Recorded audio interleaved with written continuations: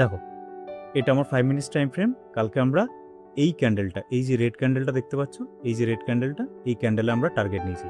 আমাদের target risk reward ratio কী ছিল? 1:4, যেটা খুবই ভালো।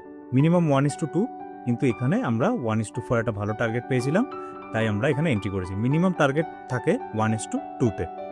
এবার তুমি যদি 15 মিনিটস টাইম ফ্রেম দেখো, তাহলে কি দেখতে পাচ্ছ এখানে? এটা একটা স্ট্রং রেজিস্ট্যান্স। এখান থেকে মার্কেট দেখো কত স্ট্রংলি ব্রেক করেছে। আর এই জায়গাটাতে যদি তুমি দেখো, তাহলে কি দেখতে পাবে? এখানে একটা প্যাটার্ন আছে। কি pattern? M pattern. M pattern হচ্ছে রিভার্সাল প্যাটার্ন। এরকম গেল, এরকম, এরকম, এরকম, ঠিক আছে?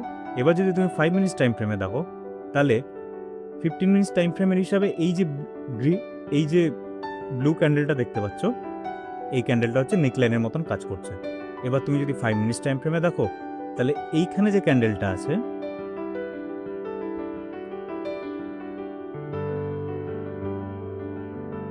এইখানে যে রেড ক্যান্ডেলটা আছে, এখানে নেকলাইনকে ব্রেক করছে।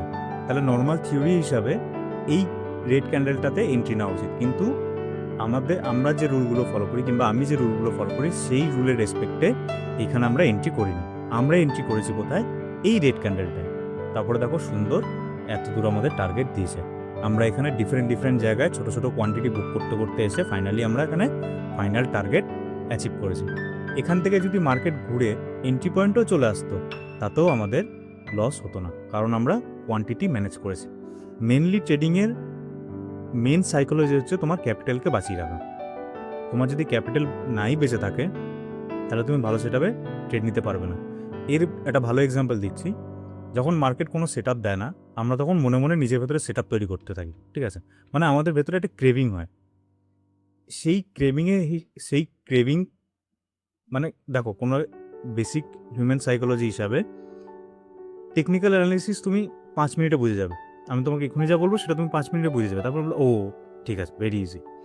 কিন্তু ট্রেডিংয়ে কখন এন্ট্রি হবে, কিংবা নিজেকে ফোমোর হাত থেকে, ফোমো হচ্ছে ফিয়ার অফ মিসিং আউট, মানে তুমি নিজেকে তখন কী করে কন্ট্রোল করবে? দেখো, আমরা যে রুলগুলো ফলো করি, নর্মাল থিওরি হিসাবে এই যে রেড ক্যান্ডেলটা আছে, এখানে এন্ট্রি হয়ে যাওয়া উচিত, কিন্তু আমরা এন্ট্রি করিনি। কারণ কি? আমাদের নিজস্ব কিছু রুল ফলো করি, সেই রুল হিসাবে আমরা এন্ট্রি করেছি এখানে। তারপরে দেখো সুন্দর টার্গেট গেছে, কারেক্ট?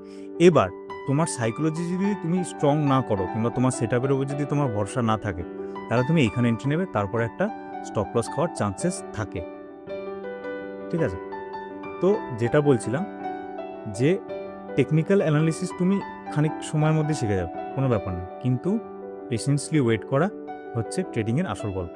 যেমন কালকে আমি এই ট্রেডটা নিয়েছিলাম, কালকে কটার সময় ছিল? রাত্রি 10:10, ঠিক আছে? ফাইনালি ধীরে ধীরে আমি টেক প্রফিট অ্যাড করে রেখেছিলাম, আর ধীরে ধীরে আমরা এখানে কোয়ান্টিটি ম্যানেজ করতে করতে যাচ্ছিলাম। তো এখানে আমার টার্গেট বুক হয়েছে, এরম জায়গায় টার্গেট ধরো বুক হয়েছে ভোরবেলার দিকে 5:20। এবার তারপরে দেখো এখানেও একটা সেট আপ তৈরি হয়ে গেছে। তাই বলে কি আমি এখানে এন্ট্রি নিয়েছিলাম? প্রথম কথা তো আমি জেগেও ছিলাম না, তো এখানে এন্ট্রি নেওয়া হতো না। আর যদি জেগেও থাকতাম, তাহলে আমি এখানে এন্ট্রি নিতাম না। কারণ কি? একটা ট্রেড কমপ্লিটের পরে তোমার ভেতরে না, মানে হিউম্যান সাইকোলজি হিসাবে তোমার তখন ক্রেভিং হয় যে আরেকটা ভালো, এই তো একটা ভালো সেট আপ, এখানে একটা এন্ট্রি নিই, কারেক্ট? তো যখন কোনো একটা ট্রেড হবে, সেটা টেক প্রফিট হোক কিংবা লস হোক, যাই হোক, তারপরে নিজেকে একটু কুল ডাউন করার সময় দিতে হয়, যে ঠিক আছে চল, আমাদের এই ট্রেডিং সিস্টেমে এই সেট আপটা, আমাদের সেট আপ ঠিক আছে, কিন্তু এই প্রবাবিলিটিটা কাজ করেনি। তার জন্য এই না যে তার রেসপেক্টে আমরা বারবার রিভেঞ্জ ট্রেড করবো, যে ঠিক আছে কোনো রকমভাবে যেটা লস গেছে সেটাকে আমরা ক্যাপচার করি, মানে সেই লসটাকে রিকভার করার চেষ্টা করি, সেটা আমরা কোনো সময় করবো না। আমরা ভালো সেট আপে ভালো ট্রেড নেব, আর চেষ্টা করবো সবসময় ক্যাপিটালকে বাঁচিয়ে রাখার। কারণ কি?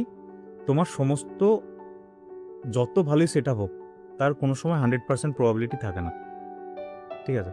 এবার তুমি যদি বারবার রিভেঞ্জ ট্রেড করতে থাকো, আর সেখানে যদি লস করতে থাকো, এবং সেটাকে যদি রিকভার করতে থাকো, কিংবা তুমি যদি তোমার মধ্যে যদি গ্রিড চলে আসে, মানে ধরো আমি এখানে একটা টার্গেট বুক করলাম, তারপর বললো আচ্ছা ঠিক আছে চলো আরেকবার এখানে টার্গেট বুক করি, এই জিনিসটা যদি চলে আসে, তাহলে তুমি বারবার ওই লুপের মধ্যে ঘুরতে থাকবে, তোমার ক্যাপিটাল চলে যাওয়ার চান্সেস থাকবে। আর যখন তুমি জেনুইনলি একটা ভালো সেট আপ পাবে, তখন তুমি এন্ট্রি করতে পারবে না, কারণ তোমার কাছে ক্যাপিটাল নেই। তো আমাদের মেন উদ্দেশ্য হচ্ছে নিজের ক্যাপিটালকে বাঁচিয়ে রাখা।